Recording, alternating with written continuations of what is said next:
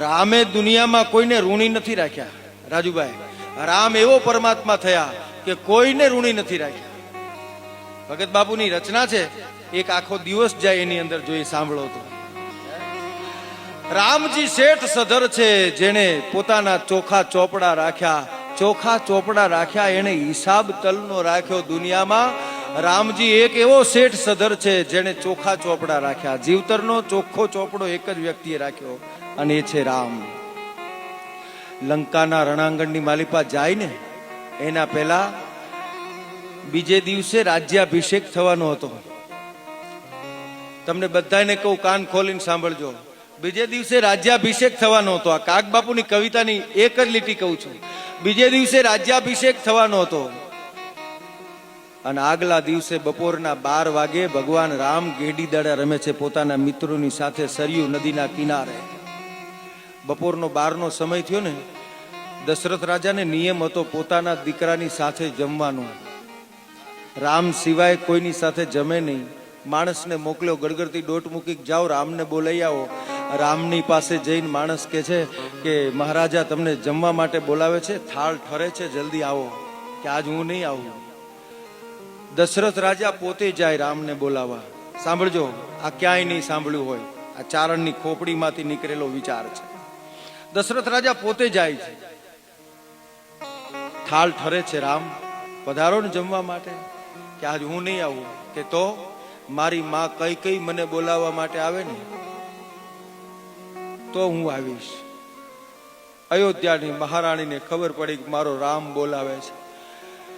ઉઘાડા પગે ગડગડતી ડોટ મૂકી કઈ કઈ જઈને રામને કહે છે કે મારા દીકરા, મારા લાલ, હાલો હું બોલાવવા માટે આવ્યો. હવે તો આવ્યો, હવે તો જમી લે, થાળ ઠરે છે. કે માં તને એમનેમ નથી બોલાવી, કામ છે. હું એક વસ્તુ માગીશું, તું દઈશ? રાજુભાઈ, બપોરના 12ના સમયે સરયુ નદીના કિનારે રામ માં કઈ કઈને કે છે માં એક વસ્તુ માગું, અને જો તું આપે ને તો હું આવું. અરે મારો રામ મારા જીવ કરતા મને વધારે વાલો જ બાપ. જીવ માગે ને જીવ ના દઈ દઉં તો હું કઈ કઈ ના કહેવા. બોલ બેટા, શું જોઈ? કે માં જીવ નથી જોતો, જીવ કરતા વધારે મોંઘું માગવા જવું છે. બોલ બેટા, તું માગ. માગે આપો. અને પછી રામ કે છે માં કાલ સવારે રાજ્યાભિષેક છે, અયોધ્યાની રાજગાદીનો વારસદાર મને બનાવવાના છે, રાજા બનાવવાના છે. પણ માં, જેના માટે મેં અવતાર ધારણ કર્યો છે ને એ કામ નહીં થાય. કે તો હું શું કરું? કે માં કાલ સવારે રાજગાદી છે ને, મારા બાપ પાસે 2 વચન માગવાના છે ને, એ 2 વચન માગી લે ને. કે ક્યાં? કે રામને 14 વર્ષનો વનવાસ ને તારા ભરતને ગાદી મળે, આ 2 વચન માગી લે. અયોધ્યાના મેદાનમાં આંખમાં આંસુડાની ધાર સાથે કઈ કઈ એમ કે છે બેટા, લોકો મને પૂજે છે, કાલ સવારે ખબર પડે ને લોકો મને પથરા મારશે, બેટા મને કલંક લાગશે. કે માં કલંક વોરી લે, અવતાર કાર્ય પૂરું કરવા માટે આવ્યો છું. આ જન્મે કલંક વોરી લે, પણ કે આખી જિંદગી કલંક કે કેમ સહન કરીશ? હવે સાંભળજો, રામ વચન આપે છે માં આ જન્મે કલંક વોરી લે ને, આવતા જન્મે હું કૃષ્ણ બનીશ, દેવકીના કુખે અવતાર ધારણ કરીશ, તું જશોદા બનીશ. તારા કુખે અવતાર નહીં ધારણ કરું, આ જન્મે કલંક ધારણ કરી લે, આવતા જન્મે તું જશોદા બનીશ, તારા ખોળામાં રમવા માટે રામ આવશે. જા તારા જીવતરનો કઈ કઈ પાસે વચન માંગે અને બીજા જન્મે કનૈયો થઈને આવે. કાગબાપુનું ગીત છે કે કઈ કઈ માતાએ રે કલંક વોર્યું, એનું નામું લખીને રાખે.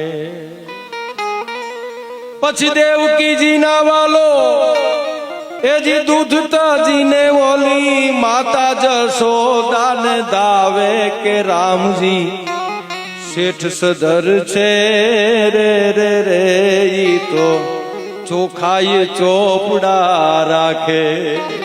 મારો રામજી શેઠ સધર છે રે રે રે રે, ચોખાઈ ચોપડા રાખે. આખી જિંદગી લક્ષ્મણે સેવા કરી રામા અવતારમાં.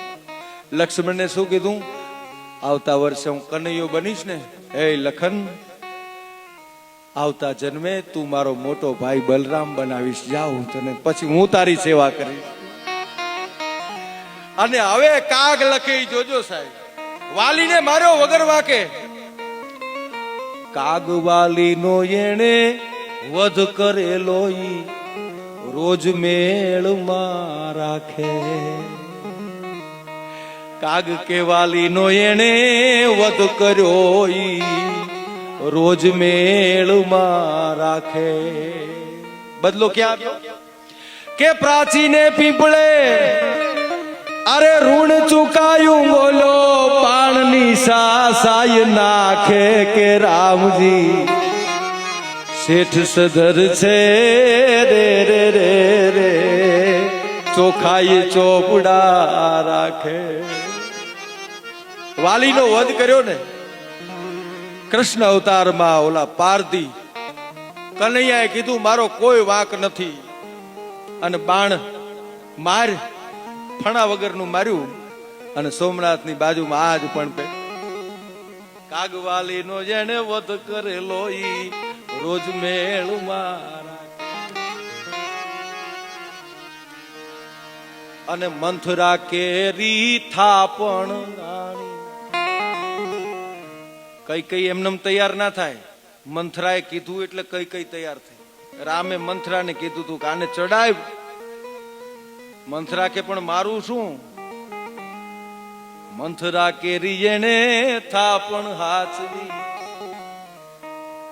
પછી આ બીજા જન્મમાં કર્યું શું? પછી કાળી કુબજા એ ગમી કાનને ભારત ભાગવત વાંચે. કે રામજી શેઠ સદર છે ચોખાઈ ચોપડા રાખે. સાહેબ એક વાર મારા રામનું કામ કરો ને તો આ જન્મે નહીં તો આવતા જન્મે મારો રામ તમને પૂરું કરી આપે મારા વાલા. એના કોઈ વખત પણ આ બધું લખ્યા પછી હવે સાંભળજો, પ્રાણવાન કવિતા છે. આ બધું લખ્યા પછી કીધું રામ ચોખા ચોપડા રાખે, કોઈને ઋણમાં ન રાખે, બધાને ઋણમાંથી મુક્ત કરે. પણ મારો રામ એક વ્યક્તિના ઋણમાંથી મુક્ત નથી થઈ શક્યા.